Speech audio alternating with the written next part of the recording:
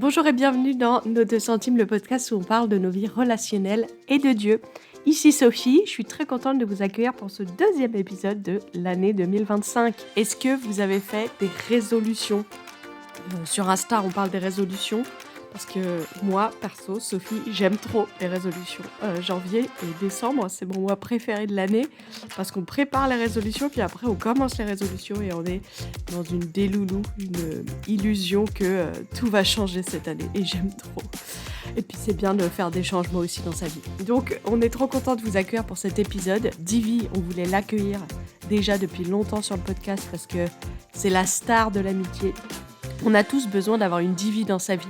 Une personne qui est capable d'être une très bonne cheerleader, une très bonne pom-pom girl, qui sait encourager et célébrer.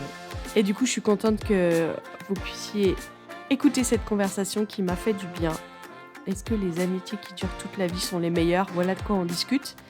Petit rappel aussi, si vous voulez nous encourager, après l'écoute de cet épisode, allez nous mettre des petits commentaires ou nous écrire un DM de ce que vous avez préféré. Suivez-nous sur Insta, lâchez-nous des petits pouces ou des petites étoiles. Je vous souhaite une très bonne écoute et à bientôt. Bonjour à tous, bienvenue dans cet épisode avec Divi, qu'on voulait accueillir depuis longtemps dans nos 2 centimes, donc on est très contents de pouvoir l'avoir comme invitée. Divi, elle est interne en médecine. Tu habites globalement à Lyon, mais tes stages t'amènent un peu partout dans la région Rhône-Alpes. Tu espères prendre une césure dans ton internat bientôt, parce que tu m'as dit que tu voulais te rappeler que la médecine générale c'était stylé. Pensée émue pour tous nos internes. C'est pas facile. Yes. Et tu rêves aussi d'avoir un chien un jour dans ta vie. Tout à fait. Peut-être pendant ta césure. Peut-être. Ou pas. Et du coup, on plonge dans cet épisode et on va parler de cette première question. On définit les termes. C'est quoi un ami pour toi ? Ok. Alors moi je dirais qu'un ami, c'est la famille qu'on a choisie. Un frère ou une sœur qui n'est pas... on n'est pas liés par le sang, mais on est des frères et sœurs de cœur. Voilà. Ce serait ma définition. Donc c'est des gens proches. Ouais, très proches. Ouais. Ça veut dire que quelqu'un qui est un peu plus éloigné, tu sais quoi les termes que tu utilises ? Un pote, un copain ? Voilà, moi je fais partie de cette team qui font la différence entre les potes et les amis. Ouais. Et les amis, je les considère vraiment comme la famille.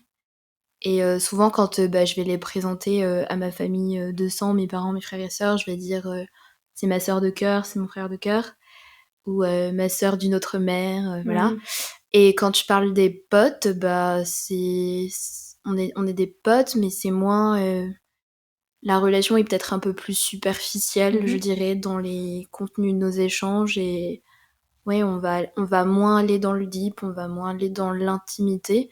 Mais à la différence des amis, les potes, dans mon cas, je peux les voir plus fréquemment que les amis. Mais c'est pas pour autant que ce sont des amis. C'est pas la fréquence de nos échanges qui va déterminer la nature de la relation. Excellent. Voilà. C'est important de faire la différence parce que ce qu'on va dire, ça s'applique donc aux amis, pas forcément aux potes. Exactement. Très bien. On est dans cet épisode, on va parler de les amitiés qui durent toute la vie sont les meilleures. Et donc, la question liée à ce thème, la première, c'est qu'est-ce qui rend l'idée d'une amitié qui dure toute la vie si séduisante d'après toi ?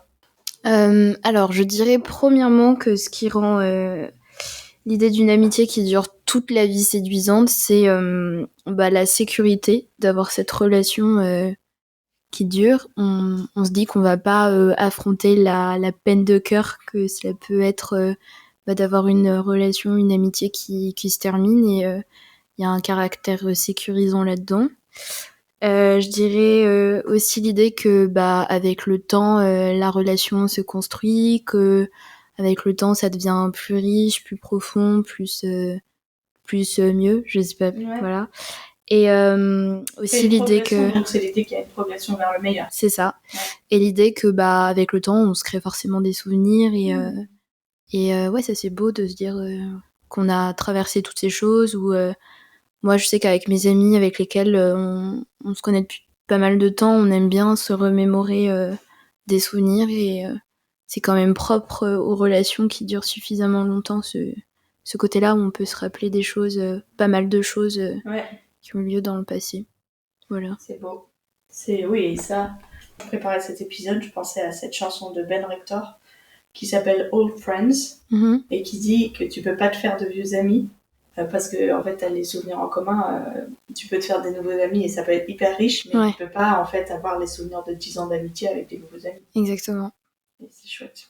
Alors, on se rappelle que le thème de cet épisode, c'est un cliché. Les amitiés qui durent toute la vie sont les meilleures. Donc la question suivante, c'est quels sont les avantages et les inconvénients à une amitié qui dure? Parce qu'en fait, peut-être c'est pas si formidable que ça, ou c'est peut-être pas si indispensable que ça d'avoir une amitié qui dure toute la vie. Eh ben, je suis pas la personne la plus impartiale, hein, mais alors dans les avantages, premièrement, je dirais les souvenirs, hein, comme ce qu'on s'est dit tout à l'heure.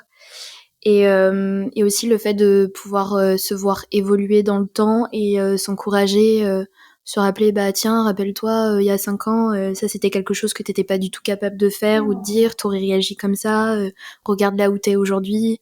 Et ça, je trouve que c'est vraiment propre à ces relations-là. Ah oui, Divi, je t'interromps parce que on voulait t'inviter sur le podcast sur l'amitié. Et même, on voulait te faire un épisode genre soyez les cheerleaders de vos amis, parce que là, ce que tu dis, en fait, d'encourager, c'est un truc que tu sais bien faire, de trouver le meilleur, de vraiment d'être la cheerleader de tes amis. Ouais, j'aime beaucoup encourager. Ouais, et tu fais bien. Et je trouve que c'est quelque chose que, en effet, on peut faire particulièrement sur les amitiés qui durent longtemps. Tout à fait. Parce qu'on a eu le temps de voir l'évolution, on a eu le temps d'entendre aussi les souffrances, les galères, les complications. On peut le voir sur les amitiés court terme, mais peut-être qu'on le voit pas autant en profondeur. Je sais pas ce que t'en penses. Ouais. Non, je suis tout à fait d'accord. Et après, peut-être que sur les amitiés moins longues, on peut aussi s'encourager, mais je sais pas. Je rattache la profondeur à la durée, peut-être. Parce qu'il y a des couches, en fait, de profondeur et de connaissance de l'autre qu'on voit. On s'est vu dans plus de souvenirs galères, plus de trucs compliqués, donc on peut voir aussi plus les fragilités. On quitte un peu, je sais pas s'il y a une phase lune de miel dans l'amitié, mais je pense un peu. Ouais, clairement. On quitte la phase lune de miel de l'amitié et on est là, ils ont des problèmes, ils sont pas parfaits. C'est ça, ouais. Il y a d'autres avantages, non? Parce que je t'ai interrompu. Non, j'en avais que 2 en fait. Ouais. Est-ce que l'avantage, moi j'ai l'impression que les amis que je connais depuis longtemps, je me sens un peu plus moi-même, plus nature, et je me pose moins de questions sur est-ce que j'ai pas bien fait ça et tout ça. Je sais pas si toi tu le vis aussi. Alors je dirais que non, peut-être que c'est propre à moi-même, mais j'ai cette particularité où j'ai pas cette difficulté-là à me sentir moi-même avec les gens. Ou peut-être que je dirais que on est plus, si en fait non, je retire tout ce que je viens de dire, on est vraiment soi-même avec les amitiés qui durent plus longtemps, dans le sens où je pense que quand les relations sont nouvelles, on a toujours envie de montrer le meilleur côté. Et à partir d'un certain moment, peut-être qu'on arrête. C'est peut-être pas intentionnel, hein, mais on arrête de faire semblant. Ou déjà, c'est pas possible de faire semblant sur la durée, donc c'est vrai. C'est vrai. Moi, je pense que ce qui me permet d'être plus moi-même aussi, c'est parce que je sais un peu plus comment ça va être interprété ce que je dis. Du coup, où j'ai eu des conversations pour dire comment ça devrait être interprété ce que je dis. Donc je me sens, c'est pas que je suis pas moi-même dans les nouvelles amitiés, mais il y a toujours un peu cette peur ou cette crainte de pas être bien compris, de pas être bien connu, de pas être bien interprété. Et les amitiés qui durent longtemps, t'as eu plusieurs problèmes d'interprétation en général, t'as pu expliciter plus les choses et du coup tu sais que t'as ce passif-là qui permet d'éclairer ta posture dans la relation. Et où t'as un peu plus la capacité de demander pardon parce que t'es un peu plus en sécurité dans la relation. Parce que je pense pas que c'est pas parce qu'une amitié, on va peut-être en parler plus tard, mais c'est pas parce qu'une amitié dure longtemps que c'est une amitié parfaite où il y a pas besoin de se pardonner, il y a pas besoin de voilà. Mais je trouve qu'il y a ce truc de dire il y a un peu moins de questions de besoin d'analyse normalement. Moi, je pense que c'est aussi le fait d'avoir vécu des situations, des différends ou des incompréhensions, de voir comment on en est ressorti, qu'est-ce qu'on a retenu, qui fait qu'on va être du coup plus soi-même, plus naturel, parce que on pourra se dire, dans cette situation-là, j'ai appris ça de l'autre, ou il a appris ça de moi, et c'est ok de dire ça, c'est ok de faire ceci, alors que dans une relation qui est nouvelle, on sait pas trop, on tâtonne, on n'a pas envie on veut faire du politiquement correct. Oh ouais, moi je pourrais j'aurais plus tendance à quand même être précautionneuse avec ces nouvelles relations où je me dis bon, faut tester. Quand je tu sais fais pas, du second degré, est-ce qu'ils comprennent ou pas? C'est ça. Ouais. Ok. Et du coup, quels sont les inconvénients? Eh ben, figure-toi que avant de venir ici, je n'en avais pas, mais enfin, plus j'y pense et plus je me dis, alors c'est vraiment basé de mon expérience personnelle, hein, je pense pas que ça puisse être un inconvénient pour tout le monde, mais dans certaines relations, peut-être qu'on va se rattacher à l'idée de l'autre qui n'est plus actuelle. Je sais pas comment formuler ça, mais on va avoir tendance à faire des remarques ou s'attendre à ce que l'autre réagisse d'une façon ou d'une autre, alors que la particularité de l'être humain, c'est qu'on change tout le temps et que c'est peut-être pas parce qu'on se connaît depuis 15-20 ans qu'aujourd'hui je vais réagir de la même façon à telle ou telle situation.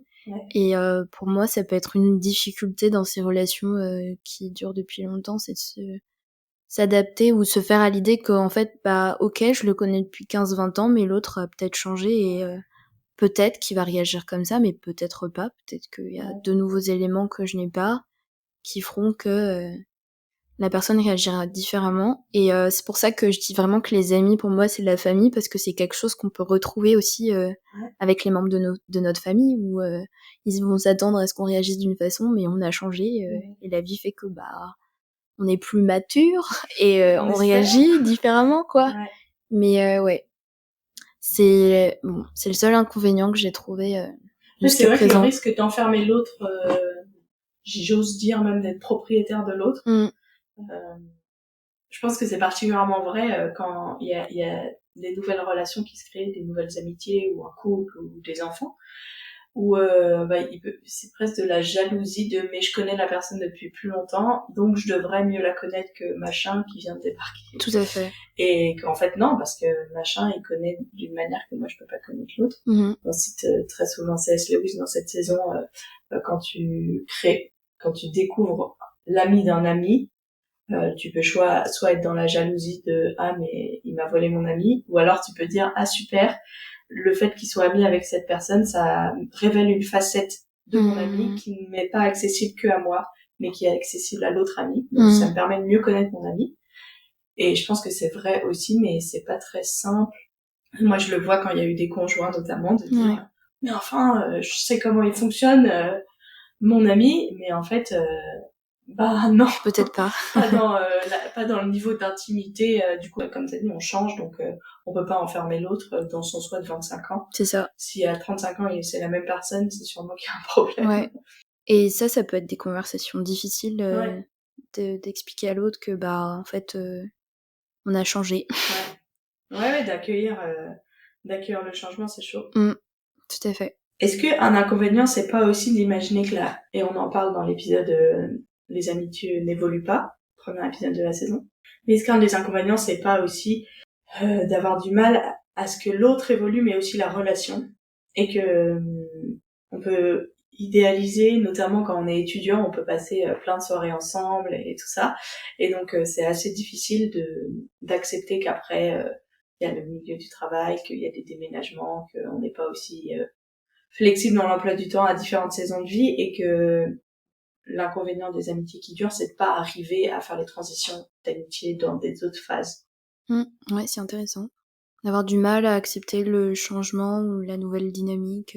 Ouais. Si, je pense que, maintenant que tu le mentionnes, ça peut être une difficulté qu'on va pas forcément retrouver dans une relation, une amitié récente. Quoique pas forcément, parce que en fait, on peut avoir, je vais essayer d'illustrer ça, mais d'avoir un coup de cœur amical et quelqu'un avec qui on passe énormément de temps. Je prends l'exemple de l'internat, on a un coup de cœur amical, on passe énormément de temps ensemble pendant 6 mois, c'est le temps du semestre. Nouveau semestre, nouveau changement, et la relation elle est récente, et on a du mal à s'adapter à cette nouvelle dynamique. Donc non, j'imputerais pas ça. Enfin, je pense pas que c'est propre aux amitiés qui durent longtemps du coup. Oui, c'est vrai. Ouais. C'est propre à l'amitié en fait. Ouais. Mais tu vois, je pense aux schémas amicaux. On en a pas beaucoup dans les séries et les films. Mais si on pense à la série Friends, Mhm. moi, en tant qu'adulte aujourd'hui qui réfléchit à l'amitié, je regarde cette série et je suis là, c'est absolument pas réaliste. Ah ouais? Genre, ils se marient, ils ont des enfants et ça change rien à leur relation. Il y a quelques épisodes où, genre, t'as un épisode où Joey, il est dégoûté parce que Chandler et Monica, ils se mettent à passer beaucoup de temps ensemble et ils se sentent un peu exclus. Mhm. Mais même quand ils ont des enfants, et je pense que dans la dernière saison, Chandler et Monica, ils déménagent, et il y a des conversations un peu, mais on va faire comment? Et puis après, Rachel, elle part à Paris. Je vous spoil, mais bon, ça va, c'est assez vieux. Mais T'as que grave y a spoilé. des questions de qu'est-ce qui va se passer avec nos groupes d'amis. Ouais. Mais je trouve que c'est assez irréaliste de présenter des amitiés qui n'évoluent pas dans l'interpersonnel, même avec des grosses évolutions de vie. Ou peut-être qu'il y a eu des évolutions, mais c'était subtil. Dans l'amitié, tu veux dire? Ouais. Ouais, peut-être.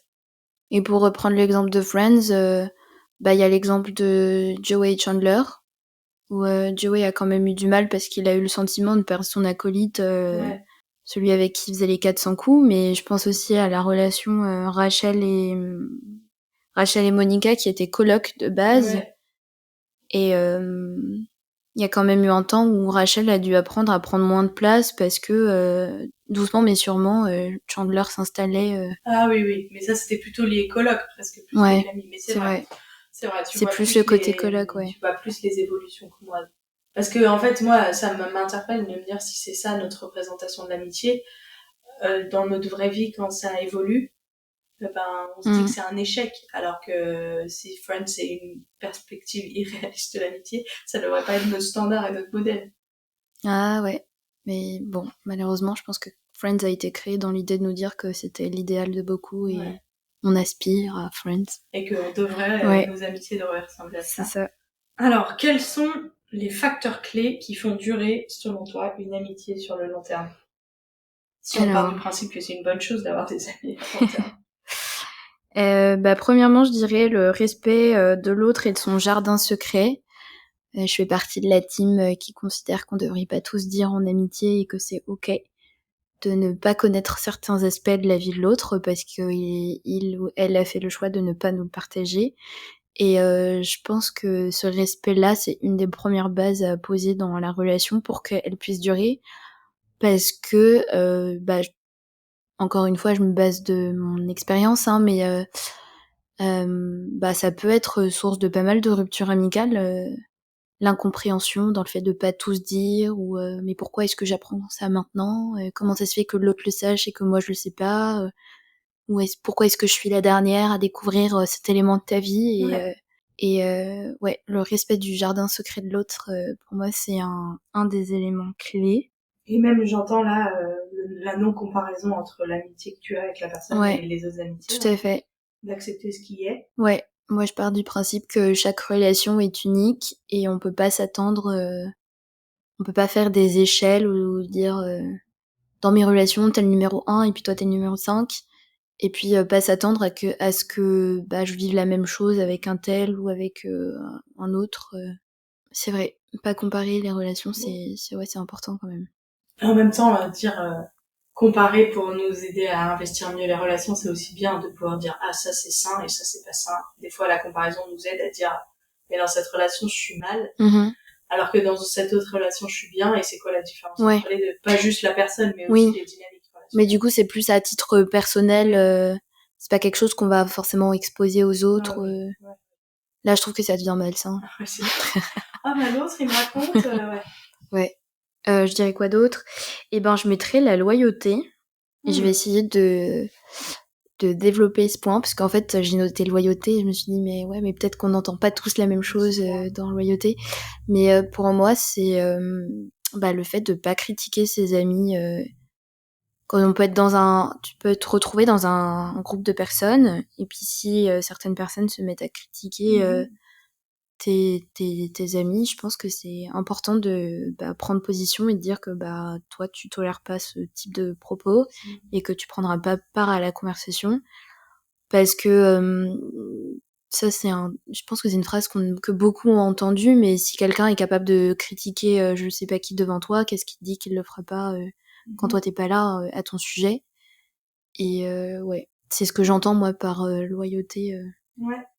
Pas la loyauté dans le sens où t'es mon ami et t'as pas le droit d'avoir d'autres amis. Ça, pour moi, c'est malsain. Non, c'est plus le côté... L'honneur et la loyauté. Exactement. Honorer ses amis, ouais. Ouais, parce que c'est vrai que ça sème des graines dans nos cerveaux. Tout à fait. Ça sème des graines de discorde, de défiance en nous vis-à-vis de nos amis. D'autres points. J'en ai 5. Du coup, j'en ai partagé 2. Je dirais la communication. Pour moi, c'est important d'être un bon communicant, de savoir communiquer. C'est pas facile.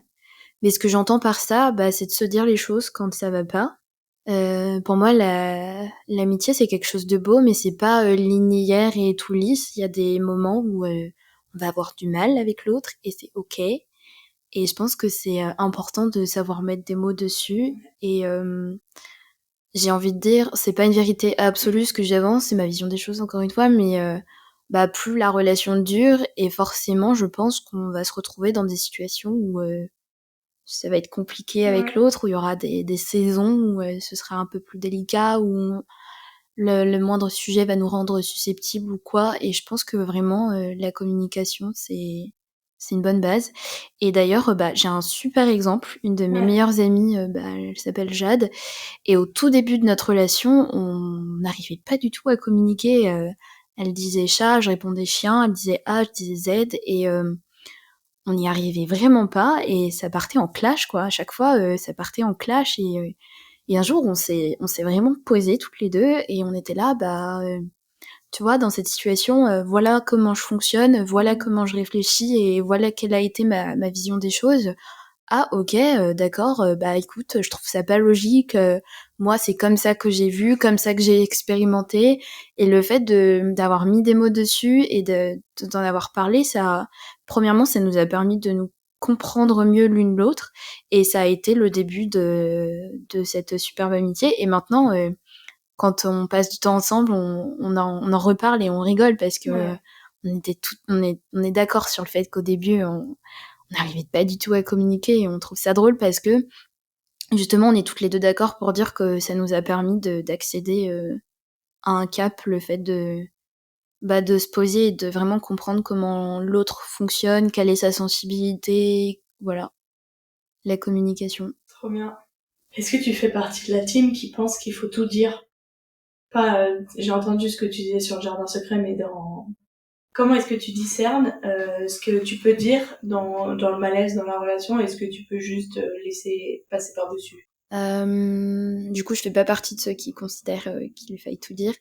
J'essaye de voir si ça peut être constructif ou pas. Est-ce que ça va nous aider à avancer ou pas? Mais des fois, je suis juste très lâche et j'ai honnêtement la flemme et pas le courage d'avoir la conversation, et donc je me mets plutôt en retrait. C'est vrai que le fait d'avoir les conversations, c'est très inconfortable. Je pense qu'il y a même ceux qui trouvent ça cool, les conflits et les confrontations. C'est quand même compliqué. Et pour moi, avoir des conversations, c'est vraiment la preuve que tu veux t'investir dans la relation. Oui, c'est vrai. Tu veux qu'elles soient importantes, tout à fait, qu'elles soient belles. Et on peut pas faire ça pour tout. Non. Une relation. Non. Puis c'est pas facile, ça demande du courage. Tu sais pas, t'es pas responsable de la façon dont l'autre va le prendre. Du coup, c'est aussi un risque, parce que à l'issue de cette conversation, ça peut être la fin de la relation. Donc, c'est pas facile. Mais ouais. Bon, maintenant, avec un peu plus de recul et moins de lâcheté, je dirais que j'essaye de voir si cette conversation est nécessaire pour nous permettre d'avancer, ou si au contraire, c'est plus à moi de mettre de l'eau dans mon vin et de prendre du recul, de nous laisser un peu de temps. Des fois, ce qui peut aider, c'est juste le fait de moins se voir, et voilà. Maintenant, j'essaye d'avoir plus ce discernement-là, voir si cette conversation est nécessaire ou pas. Quatrième, je dirais le pardon. C'est important de savoir se pardonner et savoir demander pardon aussi. Je pense qu'il n'y a pas de relation viable si on n'est pas confronté à une situation où on va devoir soit demander pardon ou accepter les excuses de l'autre. Enfin, prendre la décision de pardonner.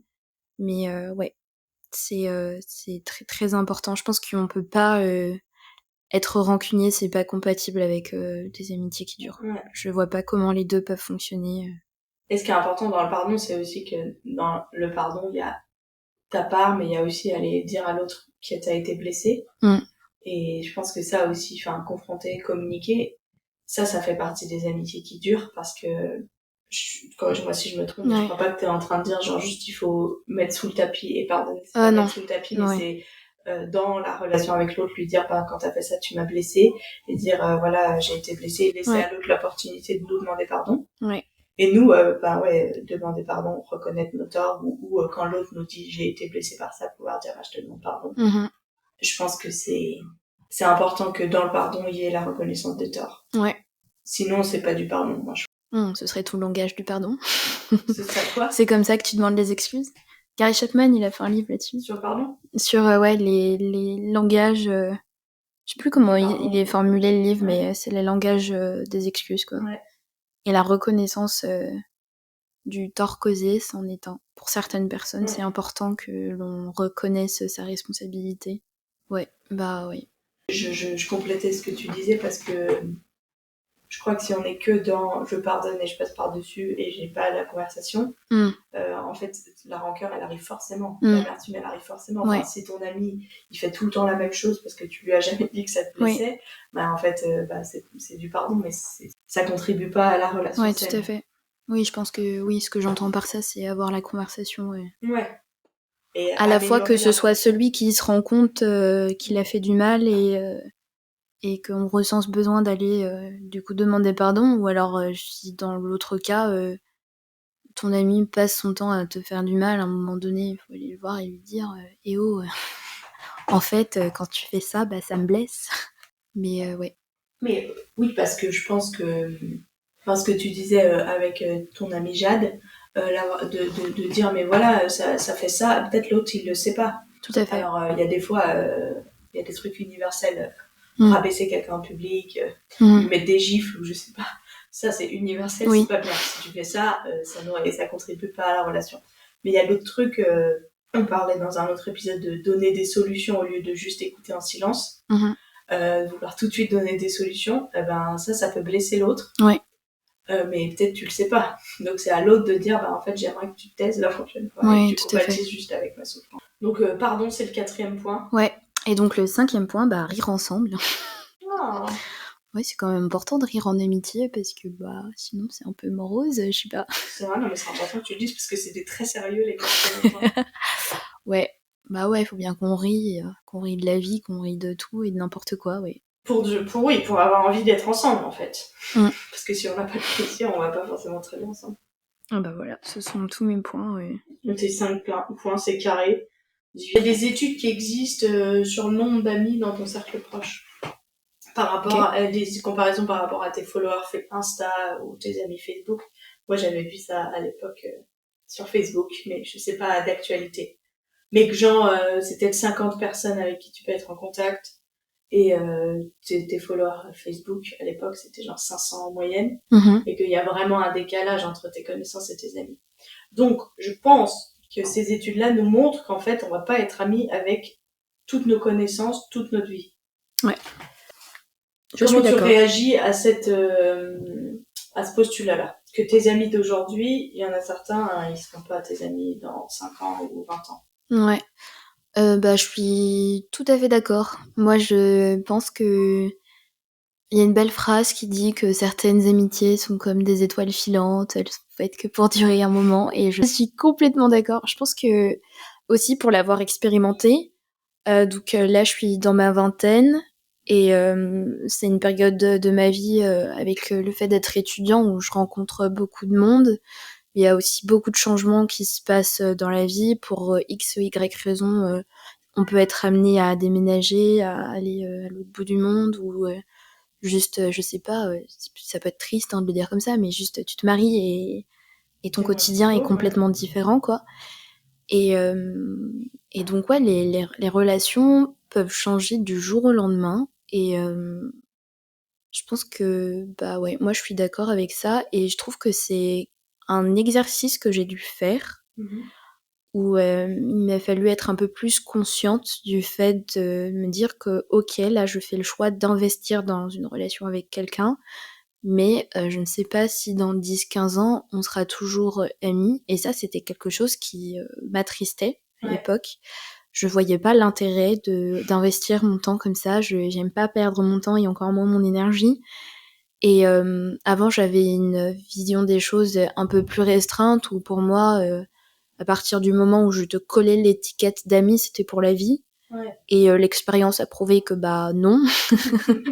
Certaines de ces amitiés ne sont plus actuellement.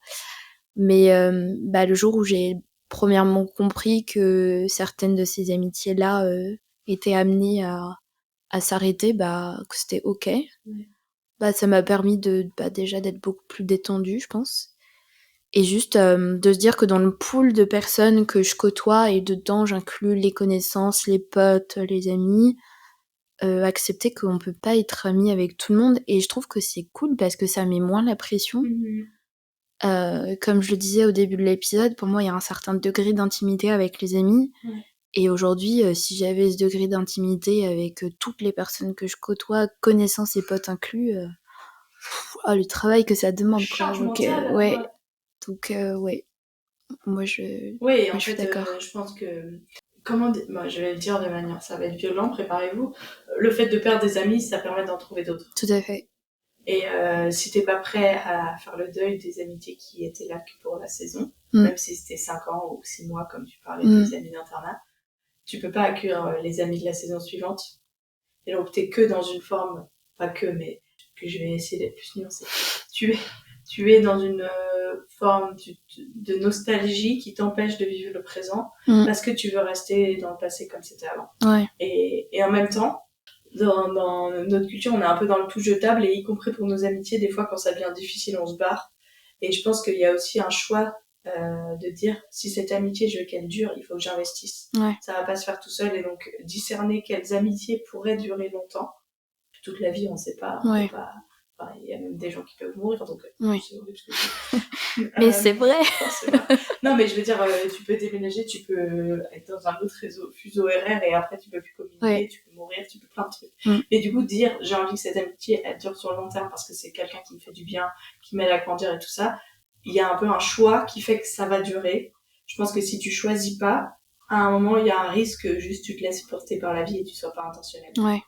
Donc je pense qu'il y a un équilibre à dire, j'ai les mains ouvertes, mais en même temps, dans mes mains ouvertes avec mes amitiés, je suis intentionnelle, j'investis. Si les gens déménagent, se marient, ont des enfants, je vais travailler pour que ma relation évolue et s'adapte. Ouais. Je sais pas ce que t'en penses. Je suis d'accord, mais je mettrais un mais, dans le sens où je pense qu'il faut faire preuve de discernement et aussi d'une forme de sensibilité. C'est-à-dire que des fois, on peut investir et mettre tout son cœur à l'idée que cette relation, vraiment y mettre du sien pour que cette relation, elle perdure malgré la distance ou les différents changements dans les saisons de vie. Mais des fois, c'est pas suffisant, ou la personne en face est pas réceptive, ou alors on a beau chacun y mettre du sien, c'est pour X ou Y raison, c'est pas possible. Et des fois, juste accepter que c'est pas possible et accepter la nouvelle réalité si ça demande à se voir une fois par an, ou alors juste que c'est la fin, parce que des fois c'est la fin et c'est triste, mais c'est la fin. Ouais. Ou c'est la fin pour l'instant et qu'on vient plus tard, C'est ça. C'est vrai, t'as raison, de pas s'acharner. Tout à fait. Charmement thérapeutique. Tout à fait. On s'acharne pas. Mais on peut être réanimer des trucs. Aussi. Essayer de réanimer dans une certaine mesure. Ouais. C'est intéressant. Peut-être dans le discernement. Parce que le discernement, c'est pas un truc à l'emporte-pièce, c'est du cas par cas avec là où on en est aujourd'hui, avec la relation avec la personne. Et c'est bien. On aimerait des fois, moi j'aime beaucoup les procédures. J'ai appris pendant ma vingtaine à abandonner mon rêve de procédure pour accueillir que les relations, c'est pas une science, mais un art. Mais des fois, je suis là avec mes pinceaux et j'aimerais bien qu'on me dise par où faire les traits pour savoir, pour faire mon tableau, de l'amitié, mais c'est pas comme ça. Est-ce que t'as d'autres choses à dire sur que faire quand on se rend compte qu'une amitié, ça ne durera pas toute la vie? Je dirais dans un premier temps, accepter, et ça c'est dur, mais accepter la réalité. C'est pas quelque chose de facile, et malheureusement j'ai pas de procédure, j'ai pas de manuel. Et tu penses pas qu'avant d'accepter que c'est la fin, il faut quand même écrire est-ce qu'on peut se voir, pas forcément pour conversationner, pas pour en parler, mais peut-être juste pour dire, enfin faire des efforts avant de dire c'est fini. Non, pas forcément. En tout cas, ouais, moi je pense pas comme ça.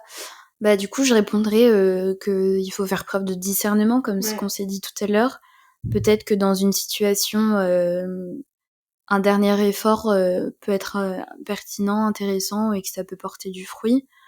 Ou alors que ça peut être aussi un moyen de se dire au revoir de façon claire et nette sans laisser d'ambiguïté et des fois de rancœur. Ouais. Mais d'autres fois, les relations, elles se terminent de façon juste naturelle et c'est le cours de la vie et l'accepter. Et vraiment, en tout cas, moi, je suis pour le fait de ne pas s'acharner Ouais, je suis d'accord. et de prendre un temps pour juste accepter que c'est la direction que la relation prend. Et je dirais aussi de prendre un temps pour réfléchir. Je dirais de prendre un temps pour réfléchir en fait à ce que cette relation nous a apporté, de bénéfique ou pas. Ouais. Et peut-être que ça peut nous aider à faire preuve de discernement, à se dire ok, je recontacte la personne et on se pose et on en parle, ou alors non et c'est ok. Mais réfléchir à cette relation et réfléchir à ce que ça nous a apporté de positif, mais des fois il y a pas de positif, il y a que du négatif, mais c'est aussi ok de se poser sur ce négatif. Qu'est-ce que ça révèle sur moi dans ce contexte-là, dans cette relation, qu'est-ce que j'ai apprécié et que j'aimerais pouvoir reproduire dans une future relation ou dans mes relations actuelles, ou qu'est-ce que au contraire je n'ai pas apprécié, j'ai découvert sur ma personnalité, ma façon de voir les choses, et veiller à ce que ça ne se reproduise pas. C'est beau, faire le bilan, célébrer et puis faire le deuil, Se lamenter, c'est important, Ouais, c'est le terme, se lamenter, Puis des fois, il faut juste pas se prendre la tête. Enfin, des fois, juste, c'est la zone, c'est le moment de l'amitié où il n'y a pas trop d'échanges et puis ça repart plus tard. Tout à fait. Et il n'y a pas du coup besoin de hyper intellectualiser, hyper analyser.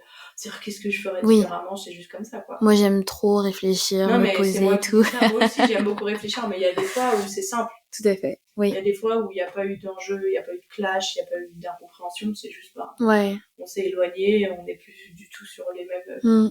Et puis ça repartira à d'autres occasions. Tout à fait. On se souhaite un bon anniversaire une fois par an ou je sais pas quoi.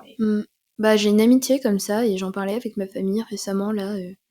Mes parents me disaient on n'a plus de nouvelles de cette amie en question, et je suis là vous savez, je pense que là on est sur la période où on se donne pas trop de nouvelles, mais d'ici ça peut être d'ici quelques mois ou d'ici quelques années, l'une ou l'autre on se relancera et puis ça repartira. Je me fais pas de soucis. Il y a des relations qui sont comme ça. Tout à fait. Et c'est ok. Et c'est pas forcément mauvais, c'est pas prise de tête, c'est juste la dynamique de la relation. Ouais. Trop bien. Et Divi, la dernière question, c'est quels sont tes 2 centimes sur les amitiés qui durent toute la vie? Qu'est-ce que tu veux laisser aux auditeurs? Peut-être... je sais pas. La réponse... Moi, je ne pense pas que les amitiés qui durent toute la vie sont les meilleures. Si c'était pas clair... mais si c'était pas très clair, merci de le préciser. Ok. Je ne pense pas que les amitiés qui durent toute la vie sont les meilleures. Je pense que les amitiés qui durent un semestre ou même un été ou un camp d'ados sont très belles. Et je suis pas pour le fait de comparer les relations. Je suis plus dans l'idée où je me dis qu'est-ce que cette relation m'apporte et qu'est-ce que j'apporte à l'autre, et juste célébrer le côté unique de cette relation, son authenticité, et voilà.